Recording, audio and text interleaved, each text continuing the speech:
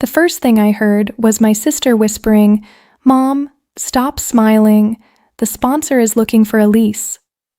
I was standing in the hallway outside the launch room, holding my camera bag in one hand and my cracked phone in the other, watching my own video play on a 30-foot screen. Only my name wasn't on it. My sister's was, and my mother, who had spent the entire evening telling people I just made little videos online, suddenly couldn't look at me. Welcome back to Revenge Diaries.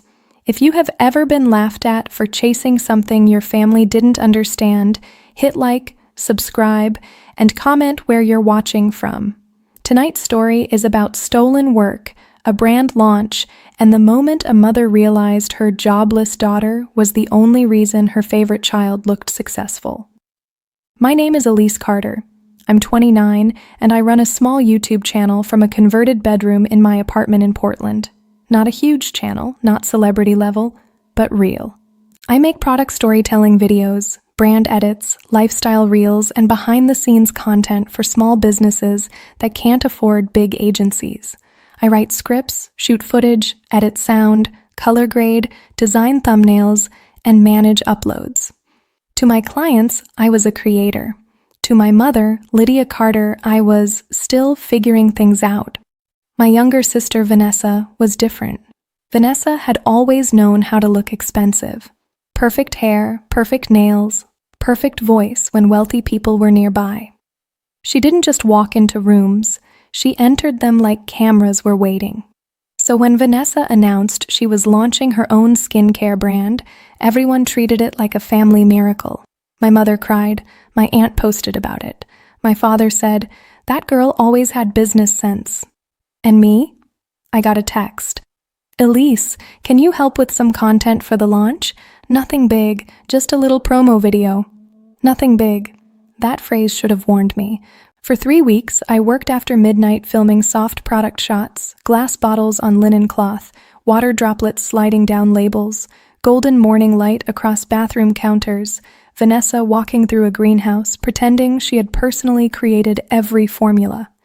I wrote the voiceover. I edited the launch video. I made 15 short reels. I even built a full sponsor pitch video because Vanessa said one investor group needed something professional but emotional.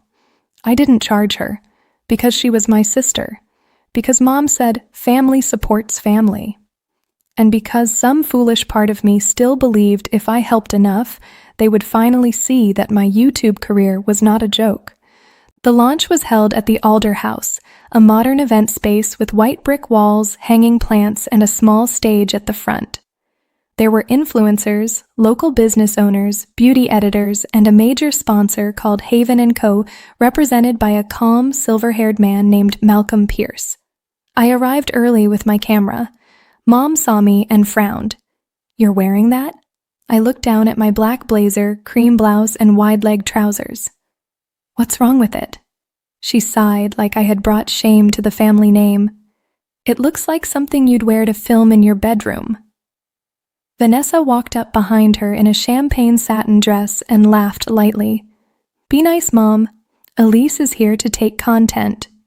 Not support, not celebrate. Take content." During the first hour, I filmed everything.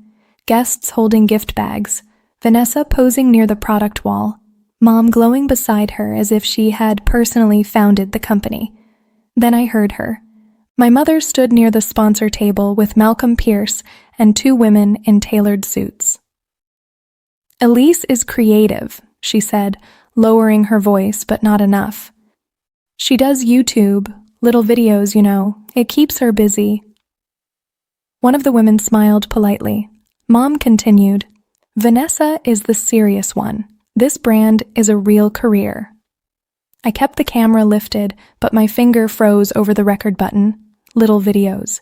Keeps her busy. Real career. Vanessa glanced at me from across the room. She heard it. She knew I heard it. And she didn't say a word. At 8:15, the lights dimmed. A staff member announced the official sponsor presentation. Vanessa stepped onto the stage, smiling like she had built the entire night with her own hands. "This brand," she said into the microphone, "started with a vision, my vision. The screen behind her turned black. Then the first frame appeared. Soft linen, glass bottle, morning light, my footage, my color grading, my opening shot. The exact video file I had sent Vanessa privately, with the original project metadata still attached. My stomach dropped. Then Malcolm Pierce leaned toward the woman beside him and said something I will never forget.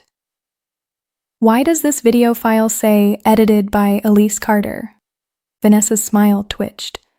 Mom turned slowly toward me, and for the first time all night, nobody was laughing at my YouTube career.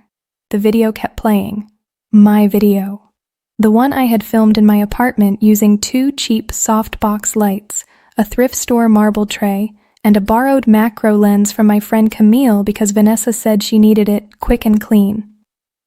On the screen, the serum bottle turned slowly in golden light. Vanessa stood on stage with the microphone in her hand, her smile frozen just a little too tightly. Most guests didn't notice at first. They were watching the video the way people watch pretty marketing content, half interested, half waiting for the next drink. But the sponsor table noticed. Malcolm Pierce leaned forward. The 2 women beside him exchanged a look. One of them opened a tablet, tapped the screen, and frowned. I knew exactly what she was seeing. File history, export data, project title, creator name, Elise Carter. My mother crossed the room toward me quickly, still smiling for the crowd. "Elise," she whispered through her teeth. "What did you do?" I looked at her. "Me?" Her eyes flashed. "Don't start." That was always her first line when the truth appeared before she was ready. "Don't start." As if reality was something I had created just to inconvenience her. On stage, Vanessa cleared her throat. "As you can see," she said, voice thinner now, "our campaign is about authenticity, softness, and personal confidence." Authenticity. I almost laughed. Malcolm stood up before the video ended. The room shifted. When a sponsor stands during a presentation, people notice. Vanessa stopped speaking. "Ms. Carter," Malcolm said. Vanessa smiled with relief. "Yes?" He didn't look at her. He looked at me. "Elise Carter?" The silence that followed was so clean it felt staged. I slowly lowered my camera. "Yes." Malcolm held up the tablet. "Did you create this campaign video?" Vanessa's face drained of color. Mom stepped forward. Elise helped with some small editing. Vanessa handled the creative direction. I stared at her. Even now, even with my name sitting in the file like a fingerprint, she still tried to shrink me into the corner. Malcolm's expression didn't change. "That wasn't my question." Mom's mouth closed. I walked toward the sponsor table, every step feeling heavier than the last. Guests turned in their chairs, phones lowered. Conversations died one by one. Vanessa gripped the microphone. "Elise and I collaborated," she said quickly. "She knows that." I looked at my sister. 3 weeks of late nights, 15 reels, 1 launch film, 1 sponsor pitch, 0 payment, 0 credit. "Collaborated?" I asked. Her lips parted, but nothing came out. I opened my phone and pulled up the folder. Not because I wanted drama, because I was tired of being treated like proof only mattered when someone else held it. I showed Malcolm the original files, raw footage, edit timeline screenshots, draft scripts, voiceover notes, export dates, messages from Vanessa saying, "Can you make it look more luxury?" and "Don't put your watermark, it's just for the launch." The woman beside Malcolm scrolled through them carefully. Mom whispered, "Elise, enough." I didn't look at her. Malcolm looked at Vanessa. "The sponsor agreement we reviewed lists you as campaign creator." Vanessa's voice cracked. "It's my brand." "But not your video," he said. That line landed in the room like a glass breaking. My mother finally dropped the smile. "This is a family misunderstanding," she said. "Elise is emotional because she wants more recognition." I turned to her then. For the first time that night, my voice stayed perfectly calm. "No, Mom. I wanted basic honesty." Her face tightened. "You always make things difficult." No, I said. I make things. That's the part you keep ignoring. A few people looked down. Someone near the back whispered, "Wow." Vanessa stepped off the stage, her eyes wet now. "Elise, please, not here." I felt something in my chest twist because she wasn't sorry she stole the video. She was sorry the sponsor saw it. I took a slow breath. "You could have asked me to be part of this properly," I said. "You could have paid me. You could have credited me. You could have said one sentence tonight. My sister created this campaign." Vanessa wiped her cheek. "I thought if they knew it came from your YouTube stuff, they wouldn't take it seriously." There it was. Not cruelty. Worse. Belief. She believed what Mom believed, that my work was useful enough to steal, but not respectable enough to name. Malcolm closed the tablet. "Ms. Vanessa Carter," he said, "Haven and Comer cannot sponsor a launch campaign with unclear ownership." Vanessa went still. Mom grabbed her arm. "And Ms. Elise Carter," he continued, turning to me, "our company is looking for independent creators for a new digital storytelling campaign. If this video is your work, I would like to discuss a direct contract." My throat tightened. For years, I had edited videos in a bedroom while my family called it a phase. Now the biggest sponsor in the room was asking for me. Mom stared at Malcolm like he had spoken a foreign language. Then she looked at me, not like her daughter, like a problem she could no longer control. I did not smile when Malcolm offered me the contract. That would have made it look like revenge. And what I felt in that moment was not revenge. It was relief. The kind of relief that comes when someone finally points at the thing you built and says out loud, "This is yours." Vanessa stood beside the stage, still holding the microphone like it could save her. My mother's hand remained on her arm, but even she seemed unsure who she was comforting now. The room had changed completely. 5 minutes earlier, people had been admiring Vanessa's brand. Now they were looking at the screen, then at me, then at the woman who had stood on stage claiming a vision she never created. Malcolm turned to Vanessa. "We will pause the sponsorship discussion until content ownership is clarified." Vanessa's lips trembled. "You're pulling out?" "I'm protecting my company," he said calmly. Mom stepped forward. "This is unfair. Vanessa has worked so hard." I looked at her then. "On what part?" The words were quiet, but everyone close enough heard them. Mom's face hardened. "Elise, don't be cruel." That almost broke me, because I had spent 3 weeks working for free, listening to her call my career a hobby, watching my sister accept praise for my footage, my edits, my script, my campaign. And somehow, the moment I stopped letting them take from me, I became cruel. I shook my head. "No, Mom. Cruel is using someone's work while telling everyone it doesn't matter." Vanessa lowered the microphone. "Elise," she whispered, "I was going to tell them." "When?" She didn't answer, because there was no answer that made it better.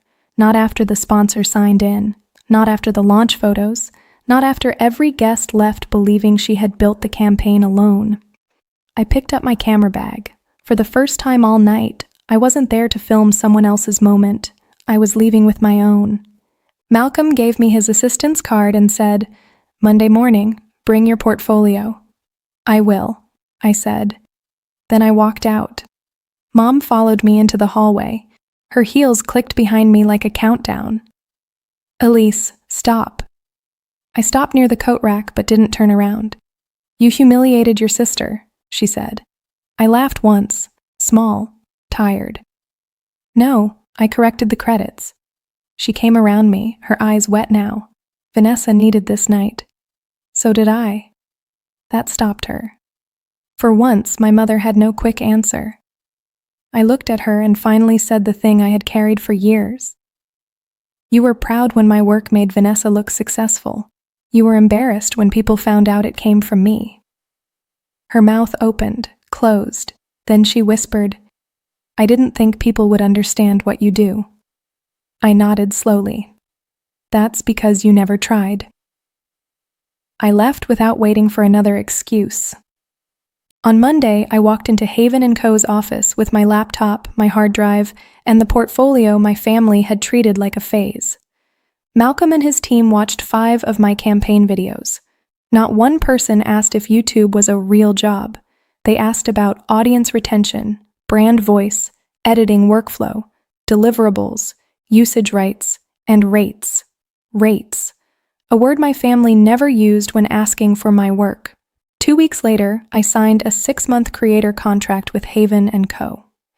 It paid more than every little video I had made for family in the past 5 years combined. Vanessa's launch did not die, but it changed. Haven & Co. stepped back. 2 influencers quietly removed their posts after learning the campaign was disputed. The brand still opened online, but the first comment people noticed under the launch video was not about skincare. It said, "Who actually made this ad?" Vanessa called me 11 days later. Her voice sounded smaller than I had ever heard it. "I'm sorry," she said. I waited, not because I wanted her to suffer, because I had learned that real apologies need space. "I used your work because I knew it was good," she continued. "And I didn't credit you because Mom made me feel like people wouldn't take me seriously if they knew I needed help." "That was your choice," I said. "I know." That was the first honest sentence between us in a long time. I didn't forgive her that day, but I didn't hang up either.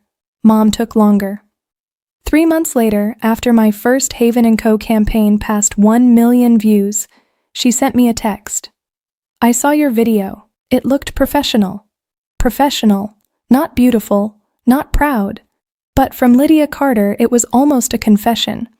I typed back, "It was professional before you saw it." She didn't respond, and I was okay with that, because I no longer needed my mother to approve the career she had spent years mocking. I had clients, I had contracts, I had invoices with my name on them, and for the first time, I stopped giving family discounts to people who never valued the full price of me. So if you are building something from your bedroom, your kitchen table, your garage, or your cracked laptop while people laugh and call it a phase, remember this. They do not get to decide when your work becomes real. The moment you start doing it with skill, discipline, and value, it is real. And if someone steals your work because they know it is good, don't let them convince you it was never worth naming. This was Elise Carter's story on Revenge Diaries. Like, subscribe, and comment where you are watching from. Because sometimes the quiet creator in the corner is not recording the event. She is the reason the event exists.